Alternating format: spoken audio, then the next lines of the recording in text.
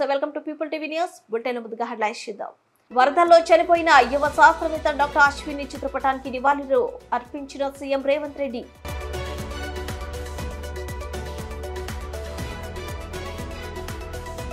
AP ఉప ముఖ్యమంత్రి పవన్ కళ్యాణ్ వరద బాధితులకు భారీ విరాళం ప్రకటించారు.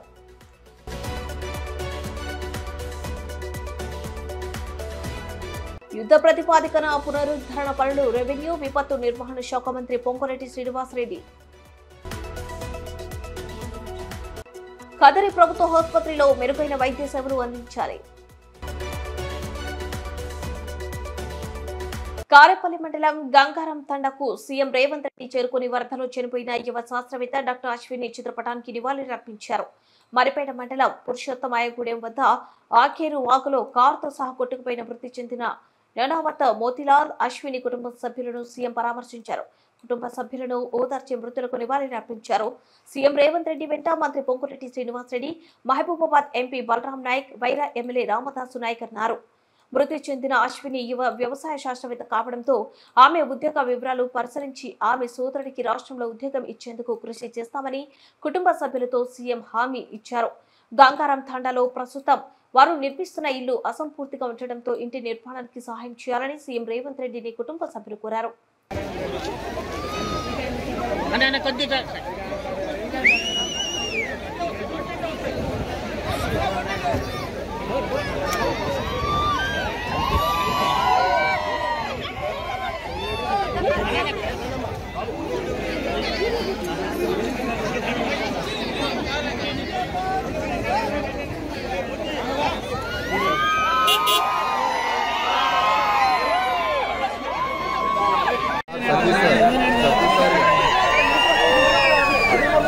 మీరు జోర్గా అలాంటి ప్రయత్నాలు ఏం చేద్దాం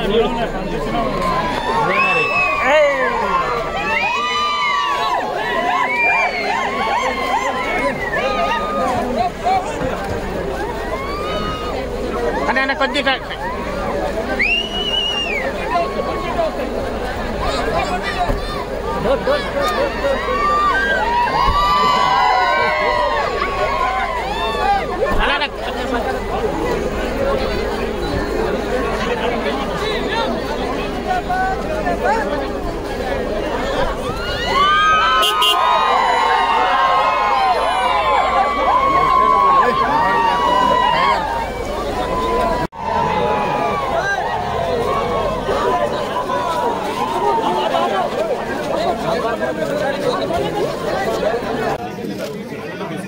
మీడియా వాళ్ళ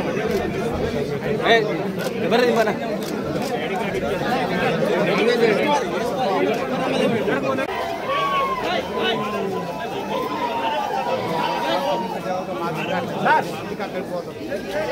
మీకు జరగాలి మీకు ఓకేనా సార్ సార్ ఇట్లా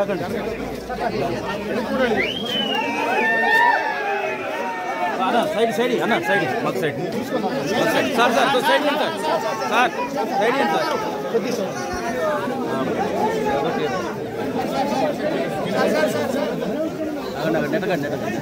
బాబు నెత్తకండి దయచేసి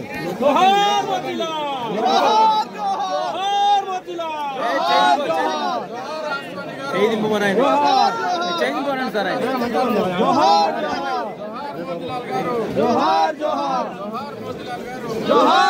చేయింపనా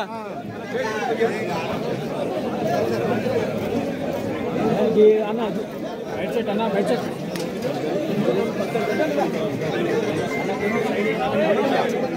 కొంత సైడ్ ఇవ్వాలి సపోర్ట్ ఇవ్వాలి పడతారు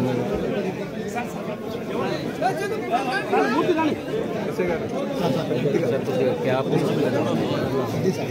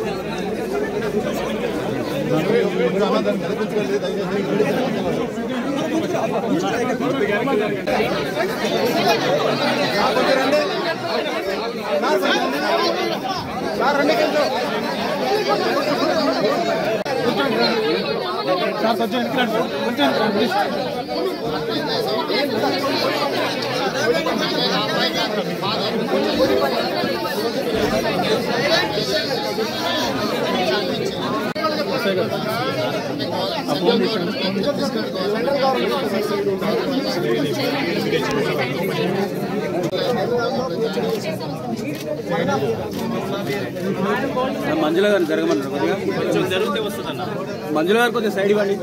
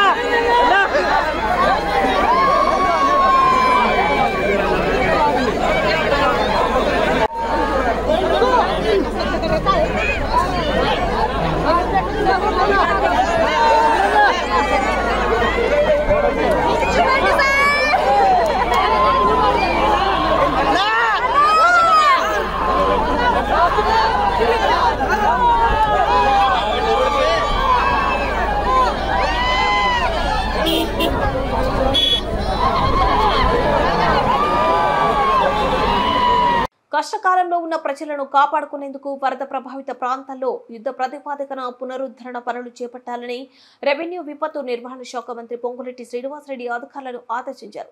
రాష్ట్రంలో వర్షాలు వరదలు సహాయక చర్యలపై ఒకవైపు తన నియోజకవర్గం పాలేరులో క్షేత్రస్థాయిలో పర్యటిస్తూ బాధితులకు భరోసా కల్పిస్తూనే మరోవైపు రాష్ట్రంలోని వివిధ జిల్లాల్లో పరిస్థితులను మంగళవారం ఆయా జిల్లా కలెక్టర్లతో టెలిఫోన్లో సమీక్షించారు. పాలేరు నియోజకవర్గంలోని ఖమ్మం రూరల్ తిరుమలపాలెం మండలాల్లో పర్యటించారు. గంటకు హైదరాబాద్ లోని విపత్తు నిర్వహణ విభాగం అధికారులతో మాట్లాడుతూ అప్రమత్తం చేస్తూ వారికి ఎప్పటికప్పుడు ఆదేశాలు జారీ చేస్తున్నారు. నేను చెప్పేది మీరు ఏనండి, తేడా ఉంటే మళ్ళీ చెప్పండి నాకు. ఆ చెరువు కట్టు పక్కన ఉన్నాయి ఒక 20-25 ఇళ్ళు మునిగినాయి అని చెప్తున్నారు. అక్కడికి అధికారులు ఇప్పుడే వస్తారు. ఆల్రెడీ వాళ్ళు నోట్ చేసుకున్నారు. అందరికి చేసినట్టు సాయం చేస్తారు. రేపు డబ్బులు ఇందిరా మెండ్లు ఇచ్చినప్పుడు అక్కడ నుంచి అక్కడ కట్టుకుంటే ఆడిస్తా, లేకపోతే పక్కన స్థలం ఇచ్చి ఆడ కట్టుకుందరు. కానీ ఇప్పుడైతే అధికారులు ఎవరు లేరు ఇక్కడ ఈ రోడ్డుకి సంబంధించి. వెహికల్ వచ్చినాయి ముందు 006 నేను ఇందిరా మిల్లు అందరికి ఇస్తా, అక్కడ మునిగిపోయిన వాళ్ళందరికీ. సరేనా? సాయం కూడా రేపు సాయంత్రం లోపు సాయం అందరికీ వస్తుంది.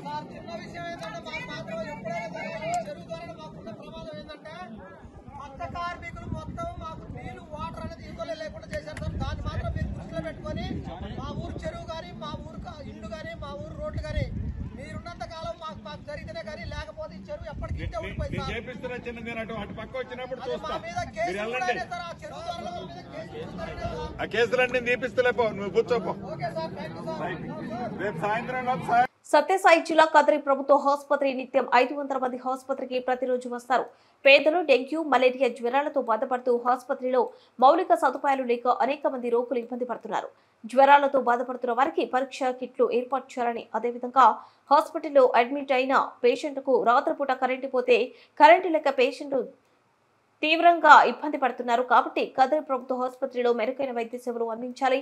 ప్రతి మండల కేంద్రంలో ఆసుపత్రిలో డాక్టర్లు సిబ్బందిని పెంచాలని కాంగ్రెస్ పార్టీ డిపార్ట్మెంట్ జిల్లా చైర్మన్ బి కదిరప్ప పేర్కొన్నారు. ఈ కార్యక్రమంలో ఎన్ఎస్యుఐ నాయకులు గాలిబీడి ఉపేంద్ర భాస్కర్, తిప్పన్న, శ్రీనివాసులు, జనార్దన్ తదితరులు పాల్గొన్నారు.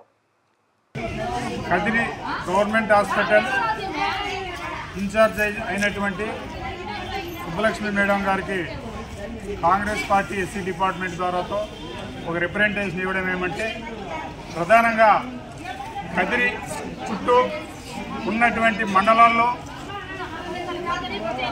రోగులకు సరైన చికిత్స అందించలేకపోతున్న హాస్పిటల్ పైన చర్య తీసుకోవాలని చెప్పి కదిరి చుట్టూ ఉన్నటువంటి కనకల్లు, గాన్లపెంట, ఎన్పీకుంట, నల్లచెరువు, అమడగూరు, ఓడిసి, ఇట్లా నల్లమాడ, వివిధ మండలాలకి దాదాపు అంటే 19 మండలాలు ఉన్నాయి ఇక్కడ కదిరికి హాస్పిటల్కి సంబంధించి. అక్కడ పేద ప్రజలు ఎవరైతే ఉపాధి హామీ పని, కూలీ పని చేసుకునే వాళ్ళు డెంగ్యూ, మలేరియా, విషజ్వరాలపైన బాధపడుతూ హాస్పిటల్కి పోతే అక్కడ సరైనటువంటి చికిత్స అందించకపోవడంతో, అదేవిధంగా కదిరి ప్రాంతానికి ఇక్కడ హాస్పిటల్కి డైలీ 500 మంది విషజ్వరాలపైన వస్తుంటే వాళ్ళకు డెంగ్యూ, మలేరియా టెస్టులు కల్పించలేక ఇబ్బంది పడుతున్నారు. అదేవిధంగా హాస్పిటల్లో చికిత్స పొందుతూ ఎవరైతే బెడ్ల మీద పడుకుంటారో వాళ్ళకి సరైన సౌకర్యం కల్పించకుండా ఇబ్బంది పడుతున్నారు. కరెంటు పోతే వాళ్ళ రోగులు కూడా ఇబ్బంది పడుతున్నారు. వాటిని అన్ని సమస్యలను దృష్టిలో పెట్టుకొని ఈరోజు కాంగ్రెస్ పార్టీ ఒక రిప్రజెంటేషన్ ఇవ్వడం జరిగింది. మేడం గారు కూడా తక్షణమే దానిపైన అన్నిటిపైన చర్య తీసుకుంటామని చెప్పి తెలియజేయడం మేము చేసింది. కాబట్టి ఇప్పటికైనా కూడా మండలాల్లో జరుగుతున్నటువంటి నిరుపేదలు అయితే ఎవరున్నారో నిరుపేద రోగులను కాపాడాల్సినంత బాధ్యత వైద్య అధికారులని చెప్పి మళ్ళీ ప్రతి మండలానికి మెరుగైన వైద్య సౌకర్యం కల్పించాలి. గవర్నమెంట్కి వచ్చిపోతున్న రోగులకు విశ్వజ్వరాలపైన, డెంగ్యూ, మలేరియా జ్వరాలపైన వస్తున్నటువంటి వారి మెరుగైన వైద్య సౌకర్యాలు కల్పించాలని చెప్పి కాంగ్రెస్ పార్టీ డిమాండ్ చేస్తాను.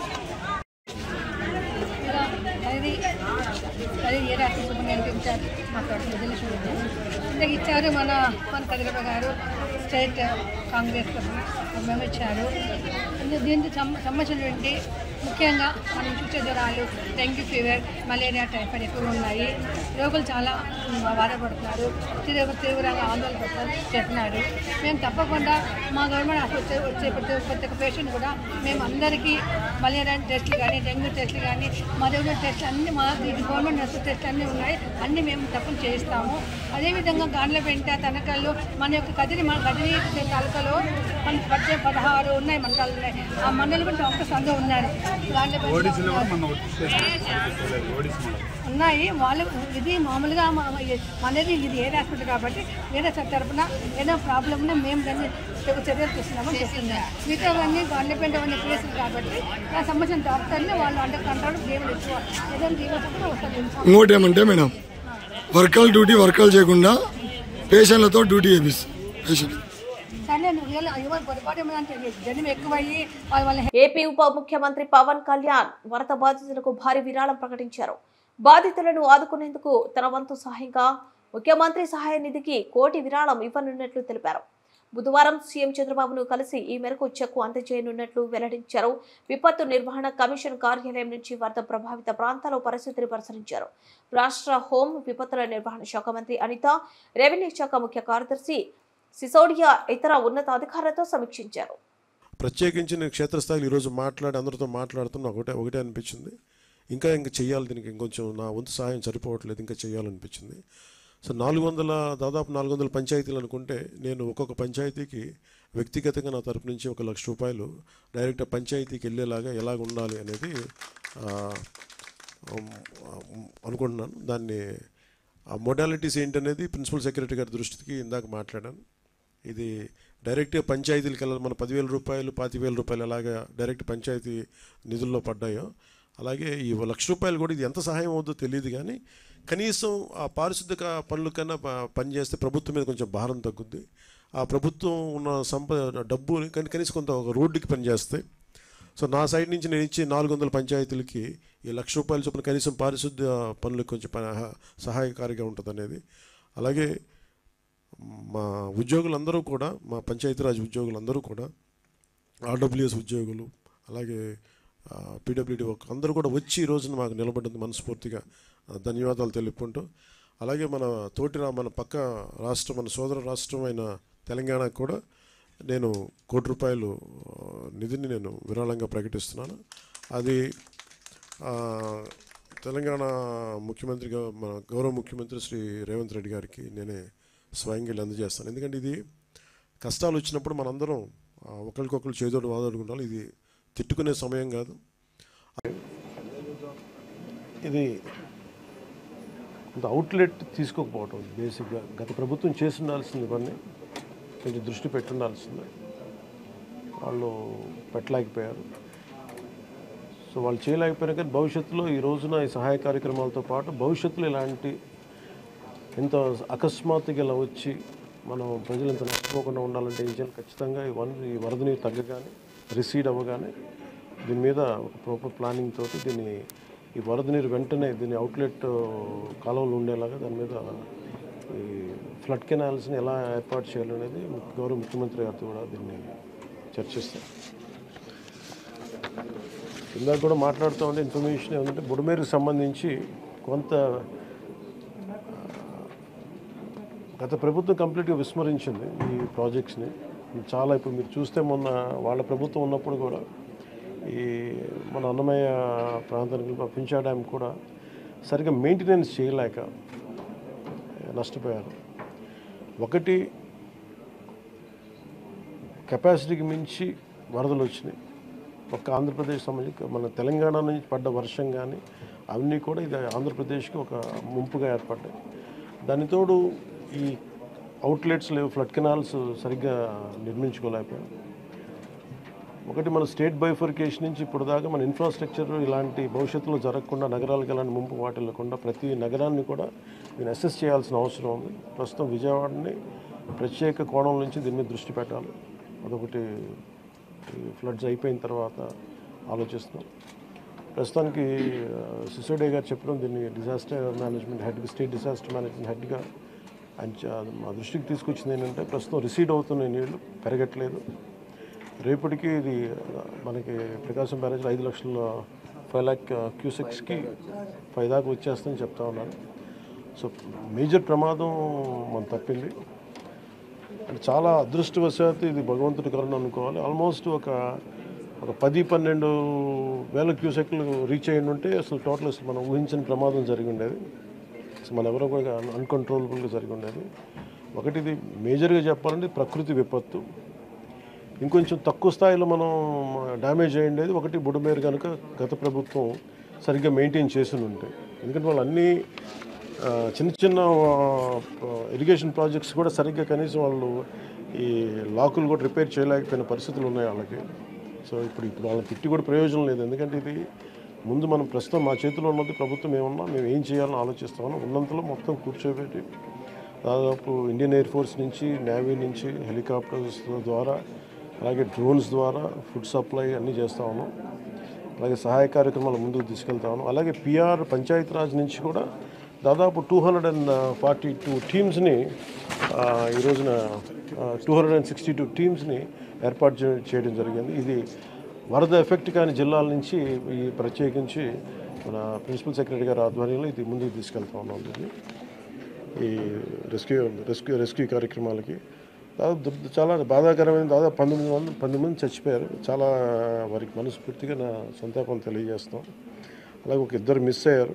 ఒక పశువులు ఒక దాదాపు 136. అలాగే దాదాపు 1,72,000 హెక్టార్లు పంట నష్టం జరిగింది. అది ఉద్యాన పంటలు కానీ లేదంటే మామూలు మన ప్యాడీ కానీ ప్యాడీయే దాదాపు 1,72,000 హెక్టార్లు. హార్టికల్చర్ వచ్చి ఒక 15,000 హెక్టార్స్ ఉంది. అలాగే 176 రీహాబిలిటేషన్ సెంటర్స్ని ఏర్పాటు చేయడం జరిగింది. దీనిలో ముఖ్యంగా ఈ దాదాపు 328 ట్రైన్స్ క్యాన్సిల్ చేయడం జరిగింది. 6,44,536 మంది ఈ వరదల వల్ల ఎఫెక్ట్ అయ్యారు. దాదాపు 193 రిలీఫ్ క్యాంప్స్ మెయింటైన్ చేయడం చేస్తున్నాం. అలాగే దాదాపు 42,707 మందికి రిలీఫ్ క్యాంప్స్లో అకామిడేట్ చేసాం. దాదాపు 194 మెడికల్ క్యాంప్స్ ఆర్గనైజ్ చేసాం. దీనికి ఇది ఇంకొక ఈ డేంజర్ ఇలా కంటిన్యూ అవుతుందా లేదని చూస్తుంటే ఖచ్చితంగా తగ్గుముఖం పడుతుంది. ఇది గాబరా పడాల్సిన అవసరం లేదు. అలాగే మేము సహాయ కార్యక్రమాలు పాపం అందరూ కూడా పిఆర్ పంచాయతీరాజ్ దగ్గర నుంచి స్టేట్ సిసోడియా గారి అధ్యక్షతన గౌరవ ముఖ్యమంత్రి చంద్రబాబు గారి ఆధ్వర్యంలో సహాయ కార్యక్రమాలు స్టేట్ డిజాస్టర్ మేనేజ్మెంట్ అలాగే నేషనల్ డిజాస్టర్ మేనేజ్మెంట్ అందరూ ఒకటే ఇన్ ట్యాండెం కలిసి పనిచేస్తూ ఉన్నాను. సో ప్రతి దాదాపు ఈ సెంటర్కి 600 calls to 700 calls వస్తూ ఉన్నాయి. ఈ సెంటర్కి ఎక్కడెక్కడ ఇబ్బందులు ఉన్నాయంటే అడ్రస్ చేస్తూ ఉన్నాం. అతి తక్కువ సమయంలో ఇంత ఎఫెక్టివ్గా పనిచేయగలిగాం. కానీ భవిష్యత్తులో ఇలాంటివి జరగకుండా ఉండాలని మేమందరం కోరుకుంటున్నాం. అలాగే ఆ దిశగా పనిచేస్తాం. ఇది ఒక రోజుతో కాకుండా ఇది రాత్రంతా పాపం సిసోడియా గారు కానీ అందరు కానీ ప్రతి పంచాయతీరాజ్ కానీ అందరూ ఈ డిజాస్టర్ మేనేజ్ ప్రతి ఒక్కరి కాల్ సెంటర్స్లో ఉన్నవాళ్ళు. బుడ్డ ముగించే ముందు హెడ్లైన్స్ మరోసారి. వరదల్లో చనిపోయిన యువ శాస్త్రవేత్త డాక్టర్ అశ్విని చిత్రపటానికి నివాళులు అర్పించిన సీఎం రేవంత్ రెడ్డి.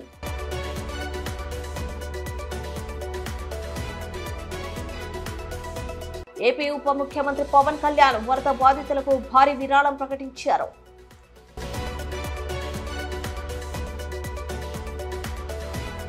యుద్ధ ప్రతిపాదికన పునరుద్ధరణ పనులు రెవెన్యూ విపత్తు నిర్వహణ శాఖ మంత్రి పొంగులేటి శ్రీనివాసరెడ్డి. కదిరి ప్రభుత్వ ఆసుపత్రిలో మెరుగైన వైద్య సేవలు అందించాలి.